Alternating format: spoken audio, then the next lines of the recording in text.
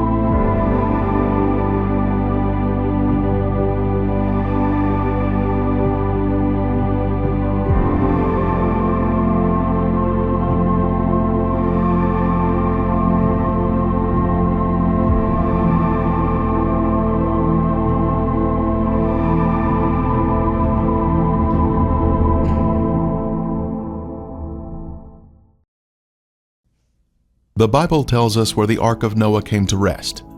The Ark rested upon the mountains of Ararat. But what is Ararat? The name Ararat, as it appears in the Bible, is the Hebrew equivalent of Urartu, ancient country of Southwest Asia mentioned in Assyrian sources from the early 13th century BC. This area included parts of eastern Turkey, Armenia, and Iran. Moses was not speaking of a specific mountain when writing Genesis. He was speaking of a country. So the Bible was saying the ark came to rest in the mountains of the country of Urartu. In eastern Turkey, across the valley from Mount Ararat, is the site we will be visiting. This area was first photographed in an aerial survey conducted in 1959 by Francis Gary Powers. Later, Turkish Lieutenant Duripanar spotted the boat-shaped object in these photographs. So in 1960, a group from the United States journeyed to the site, but they prematurely concluded it was just a natural formation. That same year, Life magazine featured photos of the site. Is there a historical record from ancient civilizations of Noah's Ark existing? Berosus the Chaldean wrote, "It is said there is still some part of the ship in Armenia, at the mountain of the Chaldeans, and some people carry off pieces of the bitumen, which they take away and use chiefly as amulets for the averting of mischiefs." Today, we can look at a map of Turkey and see this site listed as Nuhun Gemisi, or Noah's Big Boat. Our journey to the Ark begins in Istanbul, Turkey. This city is where Europe meets Asia and is complete with a great deal of history. We see the Hagia Sophia Mosque built in the 6th century as a Christian church. As our day ends, we get ready for our flight to eastern Turkey in the morning. Making the trip to the site, we landed next to the very large Lake Van, which once hosted the ancient capital of Urartu named Tushpa, located along its shore. We can see Lake Van to our left as we travel north. Heading out through the countryside, we see an extinct volcano.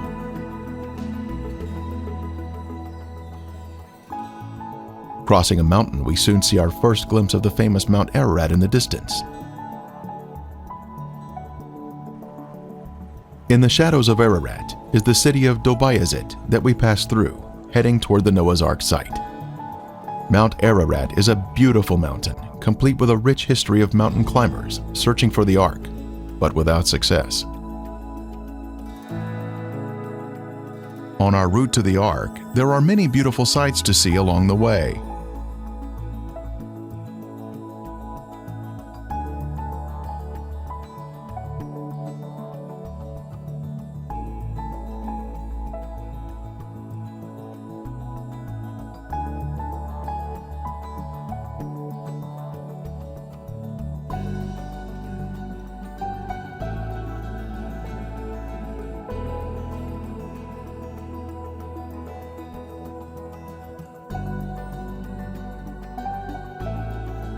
The villages in the countryside are very primitive.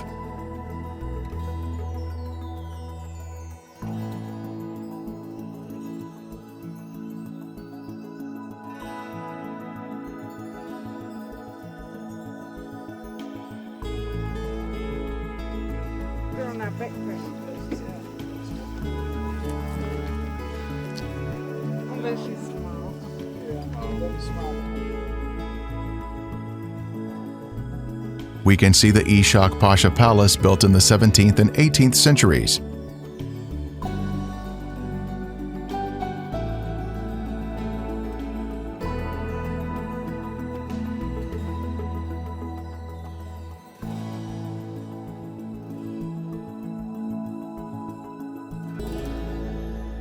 We stop and see the government-erected road sign, Nohonjimisi, 5 kilometers up the mountain. On Ron Wyatt's first trip to the region in 1977, he didn't know where to begin searching, and he only had 3 days in the area. So he and his teenage sons prayed that their taxi would stall in areas where they needed to search. That day, God stalled their taxi in 3 different locations. We were looking at all these mountains we were going through, and Dad realized, he's like, guys, you see how rugged this place is? He said, do you know that we have no clue as to what direction to look in once we get there? And we're like, yeah, because we didn't have the map coordinates. We had nothing except the picture in the book and, you know, the area of where it was around Mount Ararat that it was taken. And so we were becoming real skeptical on whether we were going to get to see anything this trip. And then once we got off the train, we hired a cab to take us in to Dogobazit, the town close to Mount Ararat. And while we were driving, it was at night, and Dad said, guys, he quoted the scripture. And so Dad said we should all say a prayer that God help us know which way to look. And we basically all 3 just said a separate prayer, bowed our heads and said a separate prayer in the car silently. And just a few minutes later, the car died and everything went off. The headlights, the engine shut off, everything. So he had to immediately pull over because it was night and you couldn't see. And so he got up under the hood and looked, and he couldn't find anything wrong, didn't know what was wrong with it, and he just goes like this. He couldn't speak much English, so he just goes, you know, and he sits back down in the car and tries it, and it starts back up. Well, during that time, Dad said, hey, you know, we just got done saying that prayer, and then the car died. He said, just in case that was God's answer in our prayer, let's pile up a big pile of rocks here on the side of the road to mark where this car stopped. Okay, so we did it, and then the car started back up, and we hopped back in and went on down the road, and it did it again. Everything, lights and everything shut off again. And we're like, oh man, you know. Mm-hmm. And Dad said, well, you know, let's pile up another pile of rocks here. And so we did that, and then sat there a few minutes, and the car started right back up again. And just went a few more miles, and it did it again the 3rd time. And by then, my dad was a little skeptical. Even he said, well, guys, I think the car's probably just messed up. Yeah. He said, but just in case, let's pile up another big pile of rocks here, just in case this is something, you know. And so we all figured, well, yeah, the car's just breaking down. Yeah. And so then after that, the car started right back up, and we drove on into town and got our hotel room. Yeah, and then no trouble. Yeah, I got the hotel room. Then the next day, I guess we got a cab, and he took us out. It was somebody from the village around there. He was our guide actually, and he took us out, and we found the pile of rocks, the first pile, and I guess we went to the first pile because Yeah. we had 3 piles there. I think we went to the first one first and walked out. You know, it was hot. We had a canteen, ended up having a hole in it. So, yeah, we drank what water we could before it all emptied out. yeah, so we all drank it so it wouldn't just Yeah, drip out. we all got sunburnt in that, but we found the anchor stone, which we had never seen one. Dad had seen some in pictures, some smaller ones, but nothing that big. So he kind of knew what it was. And there were 8 crosses on the anchor stone. Yeah, 8 crossed on the anchor stone. Yeah, the next pile. Did the next one go to the house? Village and the Yeah, house. the next pile of rocks went to Noah's. The house and the graveyard. Yeah. Yep. And then the third pile was actually Noah's Ark, which was probably the first pile Well, yeah, because we did it because we backwards. came back from it the opposite way. And it was amazing because I had never in my life said a prayer and had an answer that definite, that quick, just knowing full well that, I Of mean, course, that night we thought Gave it you was just the goosebumps. car breaking down, but the next day when we walked out and found that, we knew that it was, you know, because like I say, it was, the countryside was so rough, barren, we couldn't have found that. there was no way in the world we No. could have found it. We didn't even know to go to the right or left side of the road, or no idea. And So we pulled up on walked the side. straight out Yeah. to them. And here is our first taxi stop. High on the mountain is the resting place of Noah's ship. The name of this mountain is translated as Doomsday Mountain, named so for the deadly event of the flood.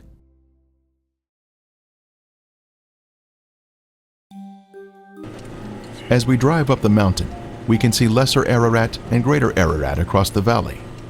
Both are post-flood volcanic mountains that were not even here during the flood, and they would be the last place one should search for the Ark.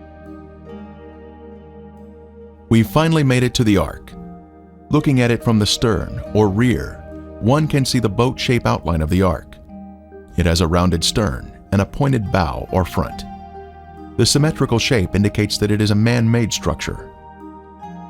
Ron Wyatt made 24 trips out here to conduct tests and do research at this boat-shaped formation. Photos taken at different times of the year have brought out different features of the boat. There was so much convincing evidence uncovered at the site that the Turkish government declared this area to be Noah's Ark National Park, and yet today, the world is unaware of this amazing discovery. It was on June 21st, 1987, that a ceremony was held on the mountain to commemorate the site as Noah's Ark National Park. Dignitaries from around the country assembled to break bread and celebrate this wonderful find. The governor, military officers, and other key officials were participating in a celebration of discovery. Noah's Ark was found. Ron Wyatt was a special guest because of the extensive work that he had accomplished at the site. The visitor center would welcome guests from around the world to gaze upon the Ark.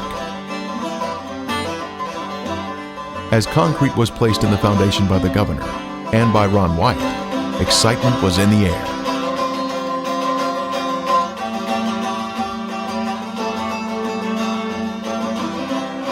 This was a monument to the mortal remains of Noah's Ark.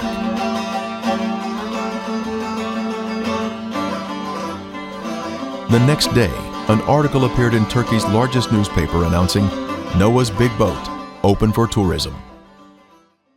Now, we make our way inside the visitor center to view the informative evidence on display. Various diagrams and photos are assembled to point out the important features of the Ark.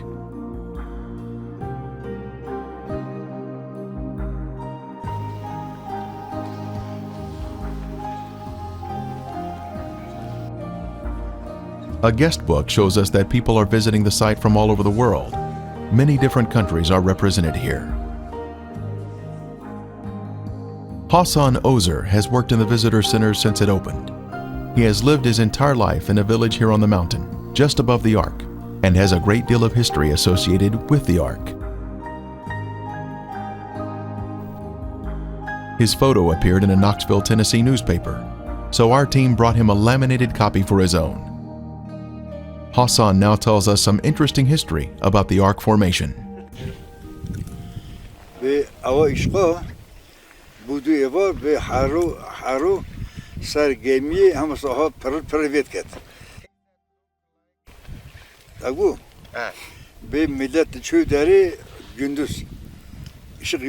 Akşam oldu mu ışık yanıyor. Millet gidiyor ışık kayboluyor. Acaba yok bu nedir? Bir hazine bir ziyaret bir nedir? Öyle ben biliverdim. Ondan sonra Türk Hava Kuvvetleri'ne bir pilot geldi. Onu falan çektiler. Beni çağırdılar. Ben gittim oraya. De burada bir şey varmış. Ha, ben doğrudur. İşte ne oldu? Benim vallahi akşam yanırdı, gündüz sönürdü. Ama şimdi gemi Kefçe dedi, gemi meydan çıktı. İşte orada kayboldu gitti. Ha, Amerikalı gelenler bak. Bizi Ron Wyatt, Ron Wyatt, David Fasold, Cem Irwin, Bill Frey. Ha, bunlar geldiler. Çalışma yapıldılar. Çalışmalar 1985 90'a kadar devam edildi. Sever. De o çalışmalar yapıldıktan sonra artık iş oradan kayboldu. Nuh'un gemisine karar verdiler, Duygu Erdoğan'a dair karar verdiler, iş oradan kayboldu. Ama sarba. Geminin 10-15 metre üstünde böyle ışık yerde, ışığı yukarıda verirdi, böyle gidip geliyordu. Gemi komple bir Yok, komple, yarısı. Orta kısım. Gelmez ışığa yaklaştı bir insan görmüyordu, kaybolurdu. İnsan yukarı çıktı mı pırıl yanırdı. Deja gündüz tuzana evrayera kazav yani kutsale. Jui işkine. Tabii. Yeah, the village people are believing that very holy places. Bak. Noah's Ark. O dağın ismi 3 dağı geçiyor. 3 isim bak. Birincisi Akyala Dağı. İkincisi Musa Dağı. Üçüncüsü Cudi Dağı. Okay. 3 isim.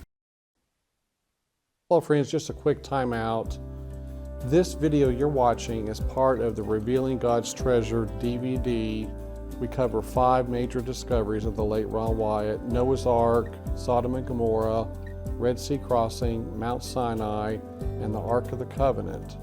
It's over 3 hours, the DVD. You can go to ArkDiscovery.com and order a copy of the DVD. We have bulk order discounts, cheaper per unit to order that way. But this DVD is great for sharing with others. So I would encourage you to order these and hand out to your friends, folks in your area, your family, to help them see these exciting discoveries that prove the Bible is true. They convey a message of judgment in the past because God's getting ready to judge mankind, judge the living. We're near the end of time, so this DVD is very important. You also get a free 8-page magazine, gloss paper, covering the discoveries. And we also have in our store the book Revealing God's Treasure Illustrated, which shows color photographs of the discoveries. It's on gloss paper, nice to share with others. It's a nice coffee table book in your home. So take a look at that also in our store, ArkDiscovery.com. Click on the store there. So, okay, let's get back to the rest of the video right now. The Bible tells us the ark was 300 cubits in length. The ark formation has been measured to be 515 feet long, which is exactly 300 Egyptian cubits. Moses, when writing the Genesis account, would have been accustomed to using the longer Egyptian cubit of 20.6 inches. The Bible mentions an earlier cubit, cubits according to the former measure. This references the Egyptian cubit, which was divided into 28 digits, making up the cubit rod. Many centuries later, the 18-inch Hebrew cubit was developed and implemented. At the Tel Megiddo in Israel, Solomon's gates can be measured to exactly 6 Egyptian cubits, showing further evidence of its early usage. One can easily see the rib timbers near the stern on the starboard side of the ark. This was part of the superstructure of the ark, much like ships are constructed today. Horizontal boards would have been attached to these vertical ribs. Here we can see vertical fissures between the ribs. These ribs run perpendicular to the mud flow around the structure, indicating once again man-made construction. We take a look at the starboard side of the ark, which curves uphill toward the front of the ark. This side is predominantly buried in the soil.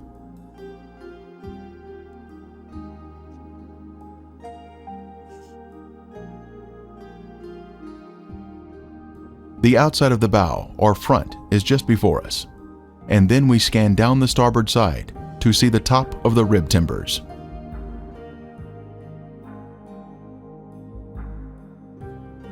In the distance, we can see Mount Ararat and Lesser Ararat.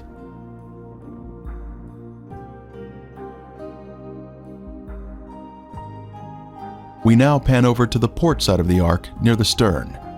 This side is less preserved, but we can see one large rib timber standing at attention. It has been beautifully preserved and has retained the curvature of the hull. From here we look toward the front of the ark, and we can see a large hole which was blown open in 1960, when the first group came here from the United States to inspect the site.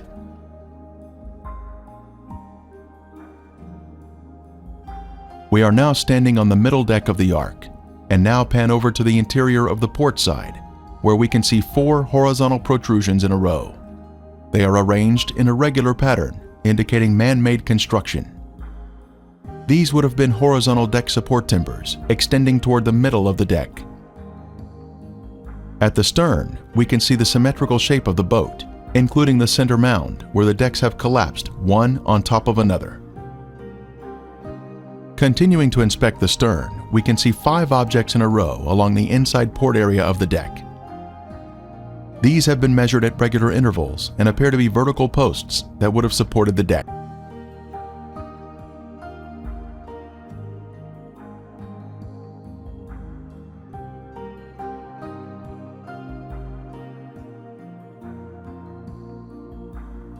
The ark originally came to rest higher on the mountain, but was pulled down to its current location amidst a lava or mud flow, which impaled it on this rock outcropping. Dr. Sally Barak-Tutan, a geologist at Ataturk University, stated, "It is a man-made structure, and for sure, it is Noah's Ark." Ground-penetrating radar was used on the formation to see what is inside. There's the longitudinal bulkhead. You ought to see them popping out, Ron. Yeah, there they are. Here. There's Yeah. another one. There's the keel line right there. Yeah.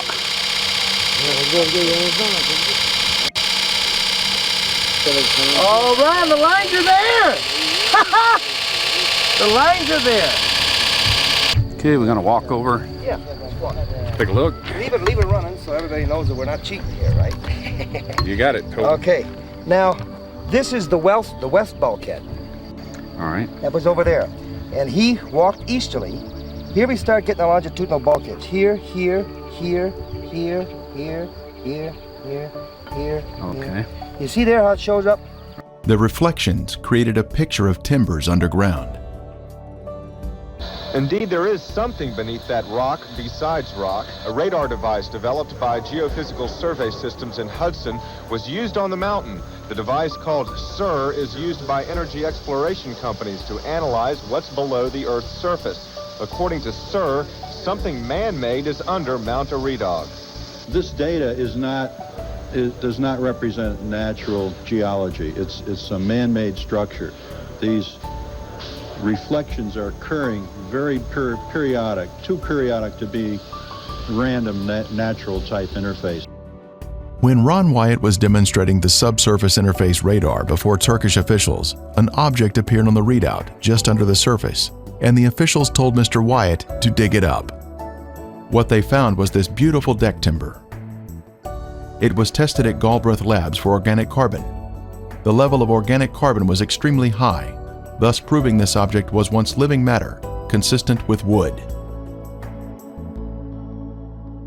Mr. Wyatt was able to display the deck timber on CNN when he was interviewed on their network.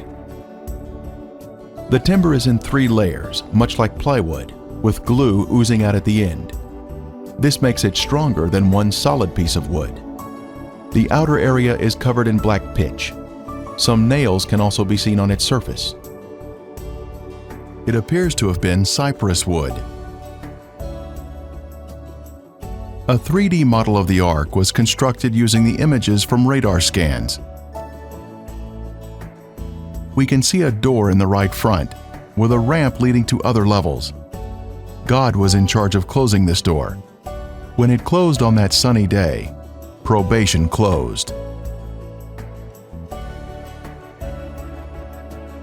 Compared to the HMS Bounty at 91 feet, we can see that the Ark was a very large vessel.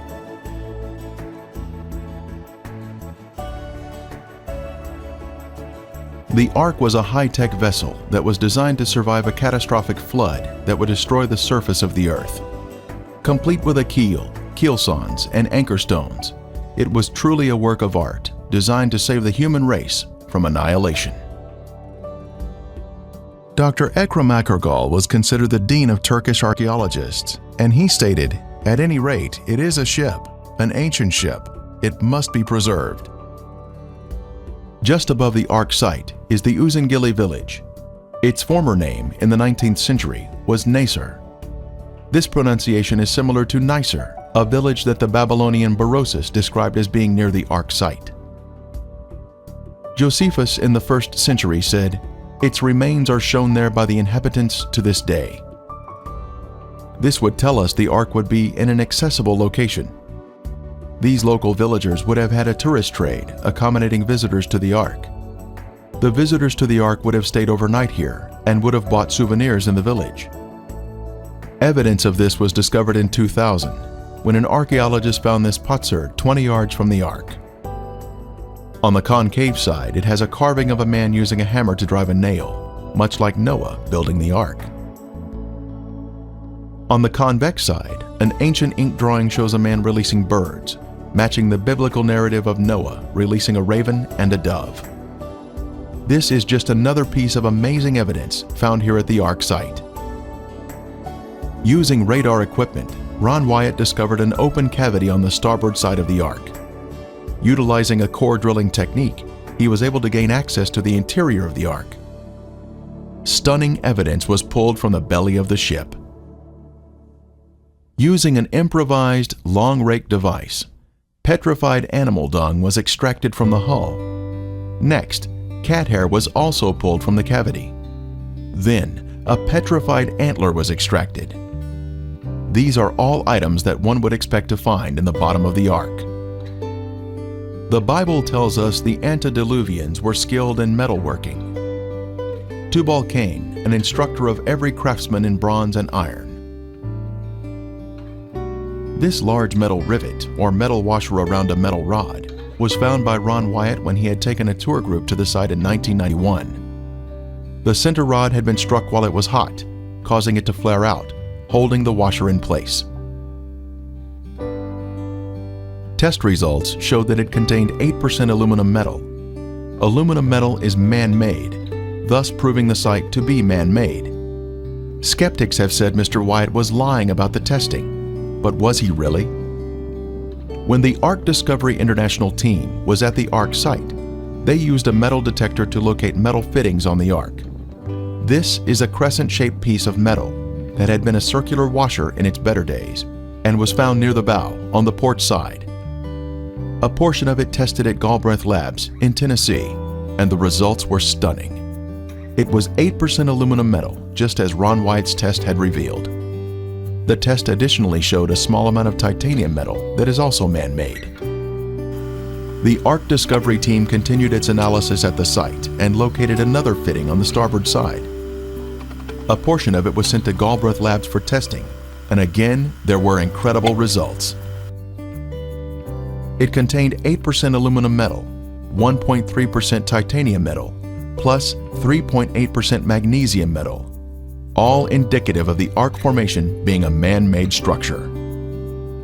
The Encyclopedia Britannica tells us, because of its chemical activity, aluminum never occurs in the metallic form in nature. These unique metal components are special markers that were left behind, which prove the site is without a doubt a man-made structure utilizing high-tech construction techniques consistent with what we should find in Noah's Ark. Modern man didn't discover how to make aluminum metal until around 1900, but the antediluvians had this knowledge in their day. Other metal fittings were found on the port side of the deck. Our metal detector picked up metal readings where a rectangular plate was positioned on a flat plane. This plate originally had 6 rivets. One is still visible on the left side.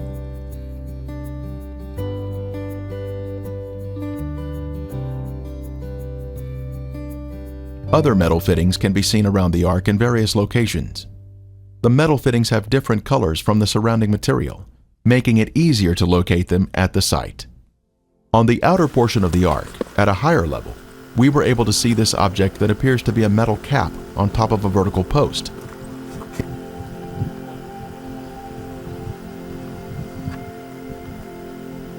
It has an X impression embossed in the center of it.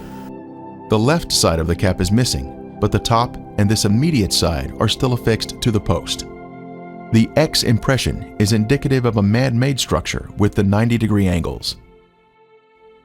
Our second taxi stop is the village where large anchor stones can be found that once hung from the rear of the Ark.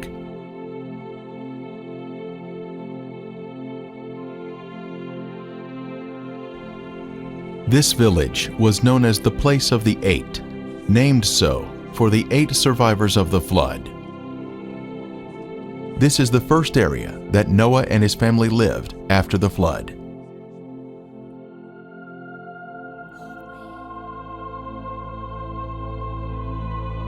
The large sea anchors were hung from the Ark from the bow in order to keep the pointed front facing the angry waves.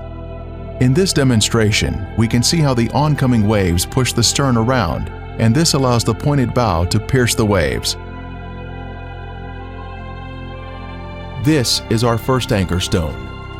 Measuring 11 feet in height, with 4 feet embedded in the ground, it is actually the largest and most beautiful anchor stone found to date. A tapered hole was drilled into the top of each anchor stone, a 5-inch opening on one side and a 7-inch opening on the other, allowing a rope to be pulled through and a knot tied. It was designed to be lifted while in the water when it would weigh less, thereby preventing the top from breaking off. The most striking feature is the crosses that have been carved on the anchor stone. Early Christians came through this area and recognized these objects as biblical items from the Ark.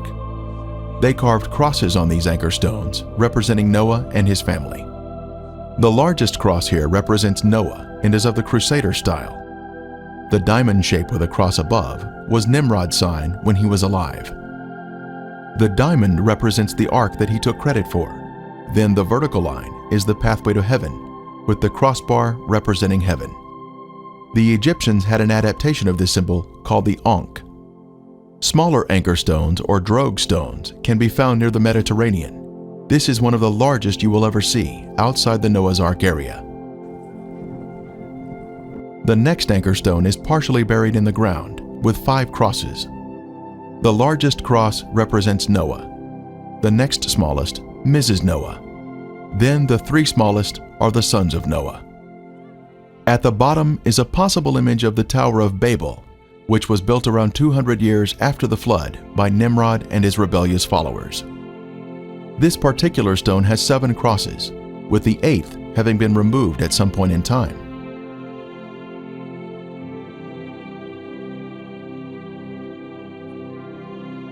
This stone has a large cross representing Noah. The next smaller cross on the bottom left is Mrs. Noah. The next 3 smaller crosses represent the 3 sons. Then, the 3 smallest represent the wives of the sons. This stone does not have any carvings on it, but it does have a hole drilled through the top. Other stones have been found buried, but they have no inscriptions. This stone had a hole drilled in the left side. Then on the right, we can see ancient inscriptions. Vandals have broken this stone, but you can see where the hole once was in the top. Crosses have also been carved on this stone.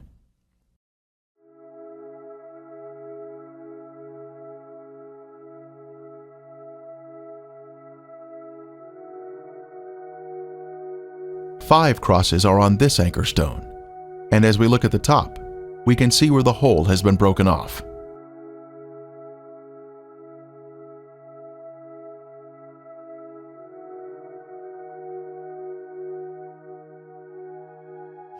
Ja, Christian Guinness photograph.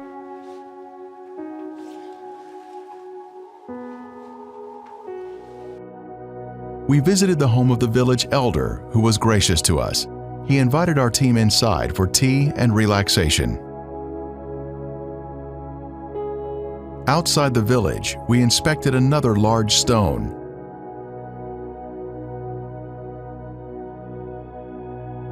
As far as we know, there's nothing else like this anywhere. Nobody's ever. My goodness.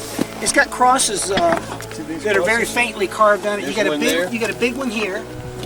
This is a rather unique thing. It has the appearance and the texture of some kind of a bark, but it is stone. That is a cross. Right? That is a cross. There you go. That is incredible. It has a very hollow sound. Very hollow. It sounds like metal. But it's just a it's just that's its harmonic, right? Yeah. Harmonic resonance. You're right. Yeah. But not many stones that do that. Our next taxi stop is the home of Noah, near the village of Kazan. This photo was taken in 1977 by Ron Wyatt, showing the walls of Noah's home.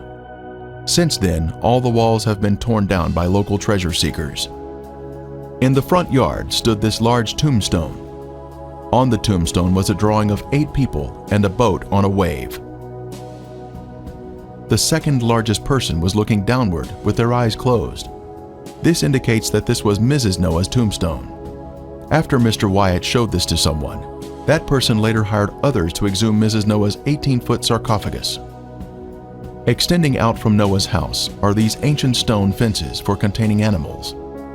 In Genesis, we are told that Noah practiced husbandry. In this case, we can see signs of animal husbandry. Some fences are more prominent than others, but they are all in straight lines. Uphill, behind Noah's home, is this large altar that he would have used to sacrifice animals to the Lord. It is approximately 10 feet in diameter and has a cube-like shape. From this vantage point, Noah had a grand view of the valley below.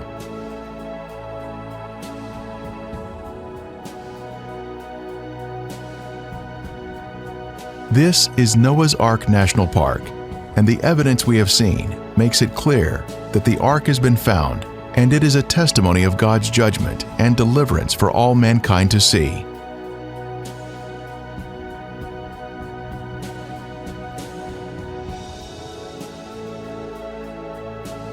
Many books have been written about the discovery of the Ark. It has been featured in many newspapers and television programs. In God's timing, He will reveal this to all mankind.